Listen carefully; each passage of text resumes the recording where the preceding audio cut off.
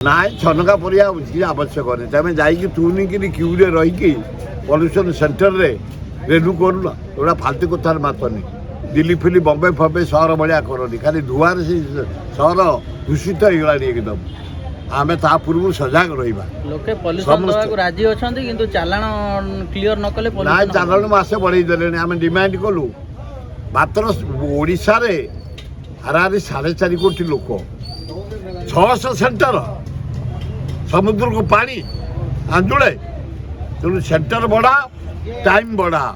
ଯାହା ସରକାର ବାହାଦୁର ମୋହନ ସରକାର ଆମ କହିବା ଅନୁସାରେ ମାସେ ବଢ଼େଇଛନ୍ତି।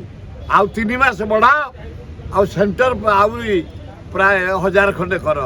ତାହେଲେ ଲୋକ ମନକୁ ଯାଇକିରି ସେଣ୍ଟରରେ ରେନୁ କରିବେ। ଏଇପରେ ଆମେ କହୁଛେ ସେଣ୍ଟର ବଢ଼େଇ ଦିଅ, ପଲ୍ୟୁସନ ସେଣ୍ଟର ବଢ଼େଇ ଦିଅ, ଟାଇମ୍ ବଢ଼େଇ ଦିଅ। ଏଇ ଆମରି 30ଟା ଜିଲ୍ଲା ବାଲେଶ୍ୱରଟା କଭର କରିଗଲାଣି। ତେଣୁ ଚାରିଆଡ଼େ କରିଦେଲା, ଆଉ କିଛି ହେବନି। ଆମେ ମୂଳରୁ ଚେଷ୍ଟା ସମସ୍ତେ କରିବା। ଆମେ ଗୋଟେ କରୁଛେ ହେଲମେଟ୍ ପିନ୍ଧୁନେ, ଆଜି ଗୋଟେ ଟୋକା ଏଇନା ମରିଗଲା ହେଲମେଟ୍ ପିନ୍ଧିନି ମୁଣ୍ଡଟା ପଡ଼ି। ସରକାର ଟାଇଟ୍ ହେବା ଦରକାର। ଏବଂ ଦ୍ୱିତୀୟ, ପଲ୍ୟୁସନ ସେଣ୍ଟରକୁ ଯାଇ ତୁରନ୍ତ ଗାଡ଼ିରେ କରେଇ ଦିଅ। ଧାନ ସମସ୍ୟା ନେଇକି ଜଟିଳ ଏକଦମ। ଏ ଅପାରଗ ସରକାର, ଏ ମୋହନ ସରକାର ଅପାରଗ ସରକାର। ତମେ କନକ ବର୍ଦ୍ଧନ ସିଂ ତ ଜଣେ କୃଷି ମନ୍ତ୍ରୀ ରାଜା ପିଲା, ତେବେ କ'ଣ ଜାଣିବ ଚାଷୀର କେତେ ଦାରୁଣ ଦୁଃଖ।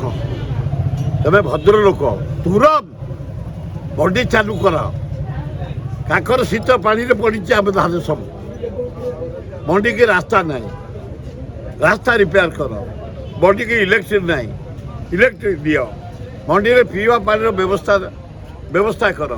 ଚାଷୀ ରହିବା ପାଇଁ ସେଡ୍ କର। ତାହେଲେ ମଣ୍ଡିରେ ଲୋକ ଦାନ ଦେବେ ଏବଂ କିଣିବା ପାଇଁ ବ୍ୟବସ୍ଥା କର ଅର୍ଥ, ତାହେଲେ ଭଲ ହେବ।